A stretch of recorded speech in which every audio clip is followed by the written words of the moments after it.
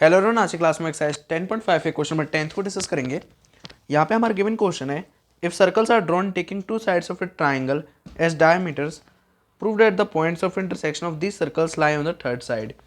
इस क्वेश्चन का मीनिंग आप इसके फिगर से समझिए। देखिए, इस क्वेश्चन का फिगर कुछ ऐसा बनेगा। आपके पास दो सर्कल्स दे रखे हैं और ये दोनों सर्कल आपस में इंटरसेक्ट कर रहे हैं, जैसे आप देख सकते हैं ए पॉइंट पर और डी पॉइंट पर ये दोनों सर्कल्स इंटरसेक्ट कर रहे हैं। फिर इनकी डायमीटर्स का यूज़ करके एक ट्राइंगल का फॉर्मेशन किया गया है, जैसे कि इस वाले सर्कल की डायमीटर ए बी है, इस वाले सर्कल की डायमीटर ए सी है। इन दोनों का यूज़ करके एक ट्राइंगल फॉर्म किया गया है।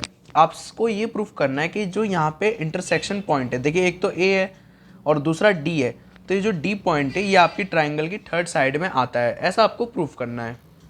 ठीक है, तो देखते हैं अब कैसे इसको प्रूफ करेंगे। यहाँ पे जो गिवन और टू प्रूव है मैंने यहाँ मेंशन कर दिया है, तो हम लोग डायरेक्ट प्रूफ पे बढ़ेंगे। देखिए, यहाँ पे एक चीज़ मैं पहले क्लियर कर दूँ कि अगर कभी भी ऐसा हो कि कोई पॉइंट या फिर कोई एक लाइन दूसरी लाइन पे आती है या टच करती है उसे, तो वहाँ पे एक एंगल जरूर बनता है। जैसे कि आप देख सकते हैं यहाँ पे अगर मैं बी पॉइंट की बात करूँ, ये बी सी लाइन पर है ए बी, तो यहाँ पे भी कुछ एंगल बन रहा है, वैसे ही यहाँ पे भी कुछ एंगल बन रहा है। वैसे ही अगर मैं बात करूँ कि डी पॉइंट अगर आपका बी सी पे है, तो यहाँ पे भी कोई ना कोई एंगल जरूर बन रहा होगा, शायद 90 डिग्री बन रहा हो, वैसे मुझे नहीं पता कितना बन रहा है, लेकिन मैं एक तरह की यहाँ पे कॉन्सेप्चुअल स्टेटमेंट दे रहा हूँ आप लोगों को। तो अगर मैं यहाँ पे ये प्रूफ कर दूँ कि यहाँ पे कोई एंगल है या फिर मैं उस एंगल की वैल्यू फाइंड कर लूँ, तो इससे ये प्रूव हो जाएगा कि डी पॉइंट आपका बी सी पर है। ठीक है, तो आप लोग समझ ही गए होंगे कि हम लोग इसको कैसे प्रूफ करेंगे। चलिए देखिए, सबसे पहले तो मैंने यहाँ पे ए डी को ज्वाइन कर दिया है, ज्वाइन ए डी। इसको आप कंस्ट्रक्शन में भी लिख सकते हैं आप चाहें तो। देखिए, अगर मैं इस वाले सर्कल की बात करूँ, आपके पास देखिए ये ए बी आपके पास एक डायमीटर है। हम सब जानते हैं कि जो डायमीटर होता है वो सर्कल को एक सेमी सर्कल में दो सेमी सर्कल्स में डिवाइड कर देता है, और सेमी सर्कल पे कोई भी एंगल बनता है तो 90 डिग्री का बनता है, लेकिन बाउंड्री पे होना चाहिए। तो यहाँ पे देखिए आपका ये जो एंगल ए डी बी है, ये वाला एंगल ये एक तरह से सर्कल की बाउंड्री पे है, इस वाली सर्कल की बाउंड्री पे, और सेमी सर्कल के अंदर आ रहा है, तो ये 90 डिग्री का होगा। Angle A D B equals to 90 degree. वैसे ही अगर हम लोग इधर वाले सर्कल में आ जाए, तो यहाँ पे भी आपकी ये डायमीटर है, आपके पास एक ये सेमी सर्कल आ गया। इस सेमी सर्कल में यहाँ पे जो बाउंड्री पे एंगल बनेगा, ये वाला एंगल भी कितने का होगा, 90 डिग्री, ऐसा आपकी थ्योरम कहती है। तो angle A D C equals to 90 degree, दोनों का रीजन हो जाएगा angle in the semi circle, ये इन दोनों का रीज़न है। ठीक है, अब आप यहाँ पे क्या करिए, इन दोनों इक्वेशंस को ऐड कर दीजिए। ऐड दीज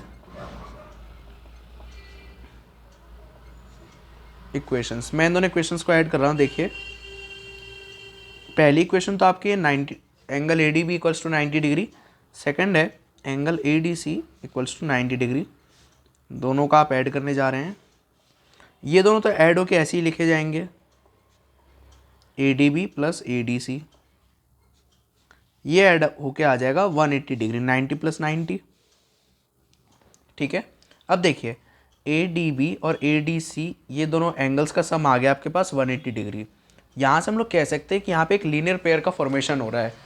लीनियर पेयर का मतलब होता है कि एक स्ट्रेट एंगल पे कोई भी दो एंगल्स का सम अगर 180 डिग्री आ जाए तो हम उसे लीनियर पेयर कहते हैं।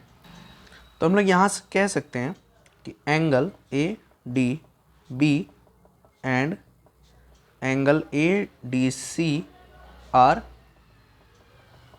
Linear pair. ये सब आप लोगों ने लाइन्स एंड एंगल्स में पढ़ा होगा लीनियर पेयर के बारे में। अब लीनियर पेयर है तो मतलब कि ये लाइन आपकी स्ट्रेट हो गई, therefore B D C is a straight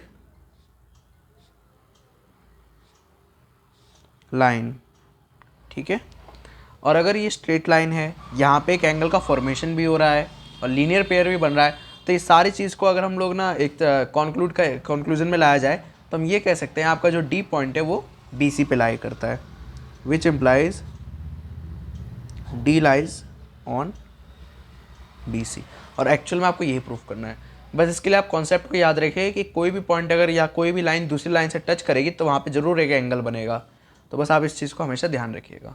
I hope आपको क्वेश्चन क्लियर हो गया होगा। Please share this lecture to classmates and make sure to subscribe this channel. Thanks for watching. जय हिंद।